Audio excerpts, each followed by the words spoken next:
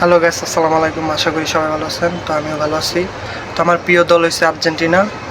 ছোট থেকেই যখন খেলা বুঝি তখন থেকে আর্জেন্টিনা, ঠিক আছে। তো আমার আর্জেন্টিনার ভিতরে পছন্দের প্লেয়ার হয়েছে মেসি, ডি মারিয়া, দিবালা, এই তিনজন, ঠিক আছে। আর এছাড়া সবাইকেই ভালো লাগে, কারণ সবার মানে বড়দের যে সম্মানটা তারা করতে পারে, তো খেলার মাধ্যমে বোঝা যায়। যে একটা জিনিস চিন্তা করেন, এই যে 2026 বিশ্বকাপে দ্বিতীয় যে ম্যাচটা হয়েছে, তো ওরা চাইলে লাস্টে যে গোলটা হয়েছে, তো আলভারেজ, এনজো আর হয়েছে প্যারাডেস, ওরা চাইলেই গোল করতে পারতো, কিন্তু গোল করে নাই। কারণ ওরা চায় মেসি গোল করুক, কারণ মেসির শেষ বিশ্বকাপ, ঠিক আছে। এই কারণে ওদেরকে সবাইকে ভালো লাগে, ঠিক আছে। তো সবাই মনে করে যে মেসি গেলে আর্জেন্টিনা দুর্বল হয়ে যাবে, অচল হয়ে যাবে, কিন্তু একটা জিনিস চিন্তা করবেন, মেসি গেলে আর্জেন্টিনা কখনোই দুর্বল হবে না, অচলও হবে না।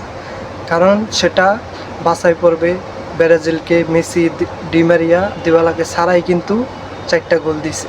ওরা বুঝ জানে, ওরা 10টা ক্লাবের ক্যাপ্টেন, তো ওরা চাইলেই যে কোনো সময় জ্বর উঠাতে পারে, কিন্তু ওরা চায় না, ওরা চায় মেসিকে দিয়ে গোল করাবে, ঠিক আছে। তো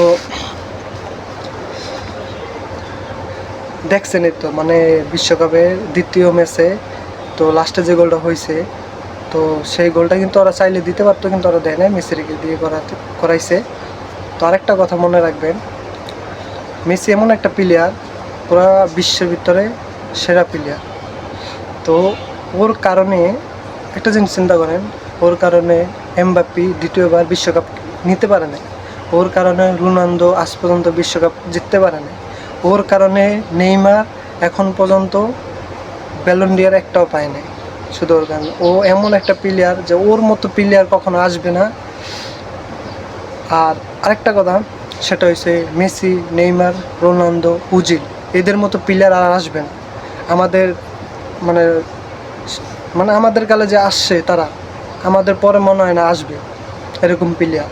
তো অনেক প্লেয়ার আসবে যাবে, কিন্তু ওদের মতো প্লেয়ার কখনোই আসবে না। তো আশা করি সবাই মনে করেন যে এই যে দল নিয়ে যে মারামারিটা করেন, এটা ঠিক না, ঠিক আছে। যে যার পছন্দ সে তার মতো দল পছন্দ করবেন। আর আমার যদি মনে করেন যে দলের বাইরে, আর্জেন্টিনার তো সাপোর্ট করি আগের থেকে, কিন্তু এর বাইরে যদি কাউকে পছন্দ হয়, সেটা হচ্ছে একমাত্র উজিল।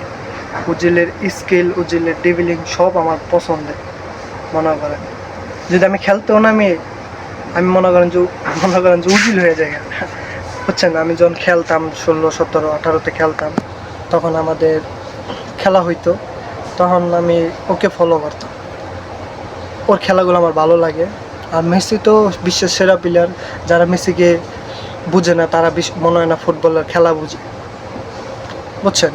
আর সবাই মারামারি করে, আর এদিকে মেসি, নেইমার কিন্তু খুব ভালো বন্ধুত্ব, ওদের মতো বন্ধুত্ব মনে হয় না খেলার ভিতরে আসবে আর কখনো। তো সবাই মনে করেন যে যারা যারা আর্জেন্টিনা সাপোর্ট করবেন তারা কমেন্ট করে জানাবেন, আর যারা যারা ব্রাজিল সাপোর্ট করেন তারা কমেন্ট করে জানাবেন। দল একটাই, আর্জেন্টিনা, ঠিক আছে। মানে আমরা যারা আর্জেন্টিনা করি তাদের একটাই দল, সেটা হচ্ছে আর্জেন্টিনা। আলা মেসি থাকুক আর না থাকুক, দল একটাই, আর্জেন্টিনা, ঠিক আছে। মেসিকে মানতে হবে, মেসি বিশ্বের সেরা প্লেয়ার, মেসির মতো মনে হয় না দ্বিতীয়বার কেউ আসবে, ঠিক আছে। শেষ মুহূর্তে আপনাদেরকে আরেকটা প্লেয়ারের কথা মনে করে দিতেছি। তো সবাই যারা ভাবেন যে মেসি গেলে দুর্বল হয়ে যাবে তাদের জন্য, তো আমাদের যে মলিনার খেলার দারুণটা দেখছেন ক্লাবের ভিতরে, ও যে শটগুলো করে, ও যদি একবার মনে করেন যে শুরু করে গোল করা, তাহলে ওকে ঠেকাবে কে।